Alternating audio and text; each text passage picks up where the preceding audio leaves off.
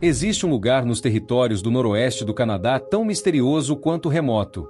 É um local conhecido por sua incrível beleza, mas também por uma reputação muito mais sombria. Alguns dos nomes das áreas da região incluem Vale do Homem Morto, Montanha Sangue de Sol e o mais infame, o Vale dos Homens Sem Cabeça. Todos esses nomes foram supostamente inspirados pelos eventos que ocorreram ali. Isso é especialmente estranho quando se considera que ninguém vive ali e que a única maneira de chegar à área é de hidroavião ou de barco, subindo um longo rio sinuoso. Parece impossível que tantos incidentes tenham ocorrido em um lugar onde não há ninguém, e ainda assim, ocorreram. Estes são os estranhos incidentes do Parque Nacional Naani e do Vale dos Homens Sem Cabeça. E como sempre, antes de continuar, já deixa o like para me ajudar a crescer esse projeto de canal. Obrigado! Os séculos XIX e início do XX foram uma época de corridas do ouro em todo o mundo, levando muitos homens a abandonar suas famílias ou a mudar-se completamente para onde o metal precioso pudesse ser encontrado. Nos territórios do noroeste do Canadá, uma região hoje conhecida como Parque Nacional Naani, foi uma dessas áreas onde o ouro foi descoberto, mas essa área era muito mais remota do que as outras tipicamente associadas ao período. Mesmo assim, garimpeiros ocasionais percorriam a região em busca de uma descoberta que mudaria suas vidas. No outono de 1904, os irmãos Frank e William Selleud planejavam visitar Naani na esperança de enriquecer. Os relatos sobre a origem dos homens variam, com alguns afirmando que viajaram de tão longe quanto Edmonton, enquanto outras fontes dizem que partiram de tão perto quanto Fort Simpson. De qualquer forma, viajaram de trem, depois de barco e, finalmente, a pé por vales, florestas e entre montanhas, antes de chegarem ao que era conhecido como Gold Creek. Com apenas alguns suprimentos rudimentares, atravessar a região durante um inverno rigoroso talvez não tenha sido a decisão mais inteligente, mas eles o fizeram mesmo assim, e foram recompensados com exatamente o que procuravam quando o inverno finalmente terminou. Os irmãos não precisaram minerar por muito tempo para encontrar ouro e logo voltaram para casa com ele, mas sabiam que havia mais a ser encontrado. Então, ainda naquele ano ou no ano seguinte, em 1906, retornaram a Naani. Desta vez, porém, eles partiriam de casa e nunca mais seriam vistos. Depois de pelo menos 2 anos esperando pelo retorno de Frank e Willie, um terceiro irmão, Charlie, decidiu que já era hora de procurá-los. Então, reuniu um grupo de garimpeiros e partiram para o norte, subindo o rio Naani, que supostamente é um rio quase diferente de qualquer outro na Terra. O rio Naani percorre toda a extensão da reserva e, em muitos trechos, atravessa cânions incrivelmente profundos com paredões rochosos íngremes que chegam a 914 metros de altura em alguns pontos. Aliás, em certos momentos do dia, a altura dos paredões é tão grande que o sol nem sequer alcança a água. Depois de percorrer cerca de 241 quilômetros por essa região incrível, o grupo parou uma noite para acampar. Enquanto inspecionava a área, Charlie avistou uma árvore à distância que parecia ter sido queimada e, ao se aproximar, encontrou os restos de uma fogueira. Na base da árvore, havia uma inscrição que parecia ser as iniciais FM e WM, que eram as iniciais de seus irmãos, Frank e Willie. Essas iniciais deviam pertencer a seus irmãos. Não havia a menor possibilidade de outra pessoa com as mesmas iniciais estar em uma área tão remota. Charlie soube então que estavam no caminho certo, e o grupo continuou subindo o rio, descobrindo cada vez mais acampamentos ao longo do percurso. Depois de mais 145 quilômetros de caminhada pela terra estranhamente árida, um dos garimpeiros cortou o pé e teve que ficar para trás para limpar e enfaixar o ferimento. Assim que terminou, partiu em ritmo acelerado para alcançar os outros. Quando finalmente alcançou o grupo, trouxe notícias perturbadoras. Em sua jornada, ele se deparou com outra árvore que parecia ter sido queimada. Só que desta vez havia 2 esqueletos embaixo dela. O grupo de busca imediatamente retornou e foi guiado pelo homem ferido até o local dos corpos. E o que viram foi arrepiante. Exatamente como o homem ferido havia dito, havia 2 esqueletos no chão ao lado de uma árvore queimada. Eles também perceberam imediatamente que os corpos estavam ali há algum tempo, pois não havia um grama de carne ou roupa sequer, já que ambos haviam se decomposto completamente ao longo dos anos. Ainda mais estranho, um dos corpos parecia ter o externo fraturado, e o outro estava com o braço estendido. Havia também uma arma bem em frente ao braço, dando a impressão de que a pessoa estava tentando alcançá-la.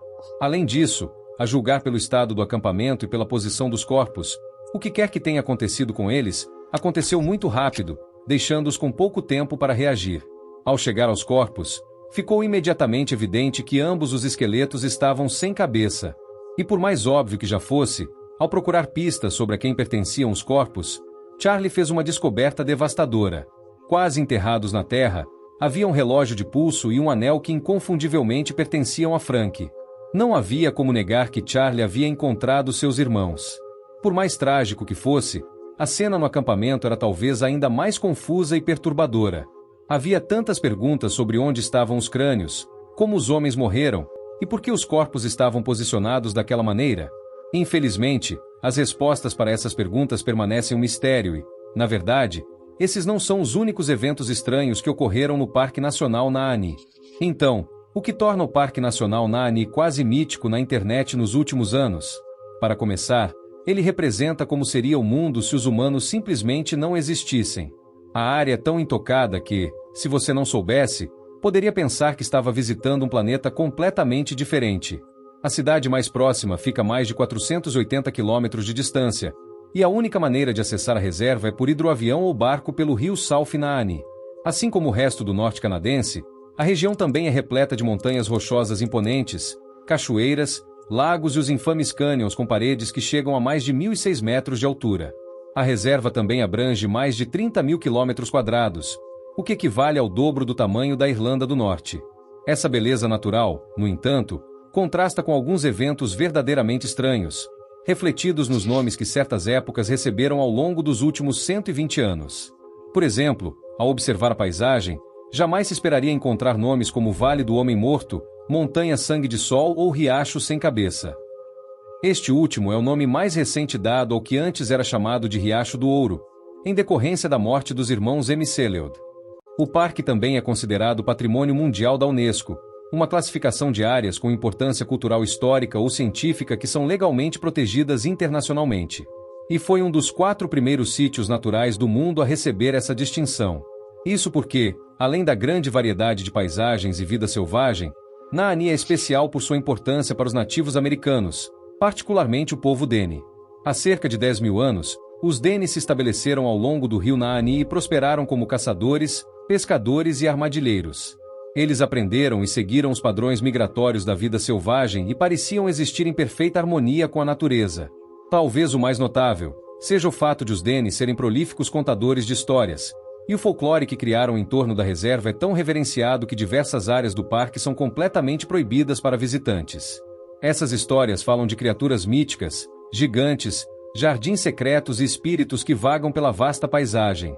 A lenda também conta que as fontes termais eram usadas por gigantes para cozinhar alimentos, e os Dene costumavam deixar oferendas de tabaco para apaziguar tanto os gigantes quanto os espíritos das fontes.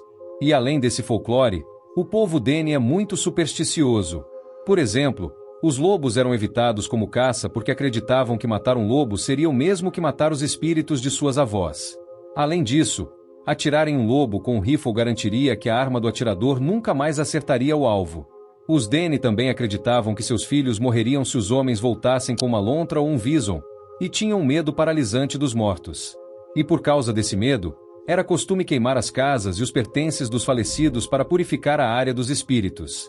Devido à riqueza da tradição Dene, pode ser difícil separar fato de ficção quando se trata de outra tribo que supostamente habitava a região há muito tempo. Nas histórias Dene, uma tribo chamada Narra era um povo canibal e belicoso que vivia no alto dos picos de Nahanni e organizava ataques contra os Dene, invadindo as terras baixas. Os Dene temiam os Narra e, com base nas histórias de guerras sangrentas em que emboscavam os pacíficos Dene, é fácil entender o porquê. Curiosamente, a história oral é tudo que restou dos Narra. O povo Dene diz que, um dia, os Narra simplesmente deixaram de existir. Em outras palavras, desapareceram da região de uma só vez, e esse é um tema que persiste até os dias atuais. A segunda expedição dos irmãos Emseleod é apenas uma em uma série de mortes misteriosas e não solucionadas que ocorreram em Nahanni.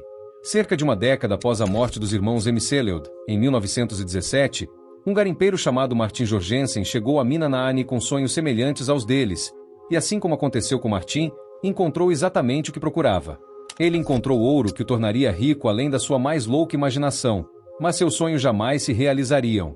Pouco depois de enviar notícias da sua descoberta para casa, o corpo de Martin foi encontrado perto de uma cabana que ele havia construído, ou o que restava dela. De forma horripilante, o corpo de Martin estava sem a cabeça, e a cabana havia sido incendiada e completamente destruída. Vários anos depois, na década de 1920, Outro grupo de garimpeiros sofreu um destino semelhante. Desta vez, porém, seus corpos foram encontrados amarrados a uma árvore, e cada um deles havia sido incendiado. E todos os corpos estavam novamente decapitados. Em 1927, um homem conhecido como Yukon Fisher teria se escondido em Naani para evitar a prisão. Assim como os outros antes dele, ele descobriu ouro, mas pouco tempo depois, seu esqueleto foi encontrado decapitado, bem perto do local onde os irmãos McLeod foram encontrados. Na década de 1930, outro homem, chamado Phil Powers, foi encontrado morto nos restos carbonizados de sua cabana. E embora a Polícia Montada Real Canadense, RCMP, tenha declarado oficialmente que a causa do incêndio foi um cano de fogão com defeito, especulava-se que algo muito mais sinistro estivesse acontecendo. A última vez que um corpo decapitado foi descoberto em Naani foi em 1945, quando o mineiro de Ontário foi encontrado em seu saco de dormir, aparentemente sem tempo para reagir ao que quer que tenha lhe tirado a vida. Devido a todos esses estranhos incidentes, embora a área geral onde todos esses corpos foram descobertos seja chamada de Desfiladeiro das 200 Milhas, seu nome não oficial é Vale dos Homens Sem Cabeça. Além de todos esses corpos terem sido encontrados, e assim como os parques nacionais nos Estados Unidos ganharam reputação por estranhos desaparecimentos, o Parque Nacional Naani também tem vários casos. Por exemplo, na década de 1920, uma mulher chamada Anne Laferte juntou-se a um grupo de caça que se dirigia ao Naani, o que definitivamente não era comum na época. Anne, no entanto, era uma caçadora experiente e comprovada. Então, apesar da hesitação dos homens que a convidaram para participar, ela acabou sendo aceita. Durante uma caçada, Anne desapareceu repentinamente e misteriosamente, sem deixar rastro. O grupo de caçadores transformou-se então em uma equipe de busca, mas inicialmente não encontraram Anne. Somente mais tarde, um chefe de Anne relatou ter visto uma mulher nua escalando uma montanha à distância, de 4, quase como se fosse um animal. Essa foi a última vez que Anne foi vista, viva ou morta. Anos depois, em 1929, um homem chamado Angus Hall também estava em Naani com outros garimpeiros, quando decidiu seguir em frente. No entanto, após se separar deles, ele nunca mais foi visto. Ainda mais estranho, os dois homens que estavam com ele também desapareceram logo depois, e sua cabana foi finalmente encontrada após ter sido misteriosamente incendiada. Muitos desaparecimentos semelhantes a esses foram relatados à Polícia Montada Real Canadense, e até os dias atuais, pessoas ainda entram no parque e simplesmente desaparecem. Conforme o início do século XX avançava, as coisas só se tornaram cada vez mais estranhas. Quando vários acidentes aéreos ocorreram, a área onde as aeronaves caíram ganhou o apelido de Funeral Range, Cordilheira do Funeral, que por acaso ficava localizada ao longo de uma região do rio Naani conhecida como Hells Gate Rapids, Cordilheira do Portão do Inferno. Então, em 1962, um piloto chamado Angus Blake Mackenzie caiu na área da Funeral Range e sobreviveu por pelo menos 42 dias, antes de também desaparecer, deixando para trás apenas seu diário. Outro avião caiu na mesma área naquele mesmo ano, e o corpo de um dos passageiros foi encontrado nos destroços. O piloto e outros 2 passageiros, no entanto, nunca mais foram vistos. Embora essas mortes misteriosas e desaparecimentos estranhos já sejam suficientes para dar à reserva do Parque Nacional de Naani sua reputação sinistra, a vida selvagem conhecida da região é predominantemente predadora, com ursos pardos e lobos da floresta no topo da cadeia alimentar. Mas há relatos que sugerem que até mesmo eles podem ter alguma competição. Devido ao seu isolamento, esta é uma das áreas onde foram relatados avistamentos de várias criaturas criptozoológicas. Para quem não está familiarizado, criptídeos são uma classe de animais ou seres cuja existência é alegada, mas não há evidências que a comprovem. Esses avistamentos incluem criaturas como o pé grande ou o feroz anficionídeo, um híbrido de cão e urso que foi extinto no Pleistoceno. E como muitas áreas dentro da reserva são de acesso restrito a visitantes devido à sensibilidade do ecossistema ou à importância cultural e histórica para o povo Dene, isso levou muitas pessoas a acreditarem que algo ainda mais misterioso está escondido ali. Considerando tudo isso, provavelmente não é surpresa saber que no final do século XIX, avistamentos de luzes estranhas e objetos voadores não identificados no céu foram relatados na reserva. Então, a próxima pergunta é: o que realmente acontece na reserva do Parque Nacional Naani? A verdade é que ninguém sabe ao certo, mas as teorias variam muito. Nas comunidades que circundam o parque, que são poucas e distantes entre si, muitos moradores atribuem esses estranhos desaparecimentos, mortes e avistamentos à coincidência e à paisagem implacável dentro da reserva, e alguma credibilidade nessa teoria.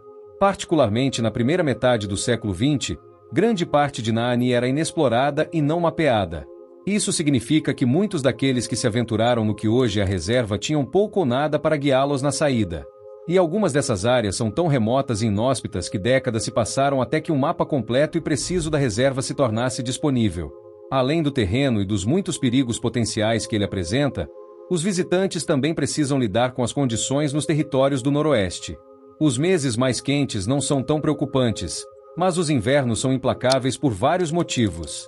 Obviamente, como as reservas estão localizadas relativamente perto do Círculo Polar Ártico, as temperaturas durante os meses de inverno são congelantes, para dizer o mínimo. Mas há algo logo abaixo da superfície de Naani que cria um conjunto de circunstâncias ao mesmo tempo sinistras e perigosas. Além das montanhas, rios e vales, Naani também possui fontes termais, como você deve se lembrar. E durante os meses de inverno, o calor da água se mistura com o ar ártico e cobre a região com uma densa neblina. Os visitantes que se encontram na reserva durante essa época do ano podem facilmente ficar desorientados e perdidos. Mas isso por si só não é suficiente para explicar por que tantos corpos foram encontrados na região sem cabeça. Para responder a essa questão, várias teorias foram apresentadas. Duas delas relacionadas ao que os homens sem cabeça buscavam: ouro. Sugere-se que aqueles que foram encontrados mortos se depararam com garimpeiros rivais hostis que os atacaram, tentando roubar seu ouro. Ou talvez tenham sido traídos por aqueles que consideravam amigos, na esperança de ficar com todo o ouro para si. Outra teoria levantada é de que talvez o povo Dene tenha sido responsável por essas mortes. Embora fossem conhecidos por serem uma tribo pacífica e amigável com forasteiros, havia certo descontentamento com os garimpeiros que exploravam a região em busca de ouro. Afinal, se a notícia da existência de ouro em Naani se espalhasse, atrairia cada vez mais mineradores e mudaria a paisagem para sempre. Outra teoria sugerida também envolve nativos americanos, mas, em vez dos Dene, sugere-se que tenham sido os Narra. Alguns sugerem que talvez eles nunca tenham desaparecido da região. Segundo os Dene, os Narra reivindicavam a terra como sua e tratavam os forasteiros como invasores, o que não lhes agradava. E embora, novamente, não haja evidências físicas da existência dos Narra, parece que as mortes de pessoas sem cabeça cessaram por volta da mesma época em que os Dene alegaram o desaparecimento da tribo. A teoria final, que sempre surge nesses casos, sugere criptídeos ou OVNIs, mas, infelizmente, essas teorias são ainda menos fundamentadas. Oficialmente, a Polícia Montada do Canadá classificou todas as mortes de pessoas decapitadas como ataques de animais. A única questão ainda em aberto é se os animais foram a causa das mortes ou se eram simplesmente necrófagos que se alimentaram dos corpos após as vítimas já terem falecido. Seja como for, existe outra explicação que não tenta justificar as mortes, mas sim questiona a veracidade dos relatos. Alguns especularam que toda a lenda em torno da reserva do Parque Nacional Naani poderia ser apenas um exagero e uma interpretação equivocada dos eventos. Um artigo publicado pelo Vancouver Sun em 1947 buscou esclarecer a história da reserva. Nele, um sobrinho dos irmãos Emseleod, também chamado Willie, foi entrevistado e afirmou que, quando os corpos de seu tio foram descobertos, suas cabeças ainda estavam presas ao corpo. Aparentemente, havia também um terceiro homem na expedição, chamado Robert Way, e por um tempo, ele foi um dos muitos que se acreditava estarem desaparecidos em circunstâncias estranhas. Mas, na verdade, seu corpo foi encontrado. E quando foi encontrado, ficou claro que ele havia morrido de inanição e não pelas mãos de algum ser mítico ou místico. O sobrinho chegou a viajar até Naani e conversou com vários membros do povo Dene, que pareciam ter uma explicação para tudo. Ele afirma que lhe contaram que seus tios encontraram um membro da tribo que era conhecido por não ser mentalmente são, e que os irmãos Emseleod foram mortos e devorados por esse homem. Obviamente, por mais horrível que isso seja, se fosse verdade, é muito diferente do que foi retratado. Este artigo, no entanto, oferece muito pouco além de relatos de segunda mão e alegações sem provas, deixando em dúvida o que realmente estava por trás da série de corpos decapitados no Vale dos Homens Sem Cabeça. O que se sabe é que existe uma vasta área intocada no norte do Canadá onde muitas coisas estranhas aconteceram, ou pelo menos foram relatadas. Resta saber se esses eventos refletem uma taxa semelhante à da média nacional. Se realmente existe um número anormal de desaparecimentos e mortes estranhas, é difícil dizer, mas certamente rendem uma história interessante. Para ser sincero, eu comecei a ouvir essas histórias com bastante ceticismo, pelo menos em relação aos eventos como foram retratados anteriormente. Mas, depois de analisá-las, Parece que ocorreram vários incidentes estranhos por aqui, mesmo que não sejam de origem sobrenatural. Parece haver uma combinação de isolamento, ouro na região e lendas locais que contribuíram para a reputação que o lugar tem, se as histórias forem verdadeiras. Enfim, se você chegou até aqui, muito obrigado por assistir.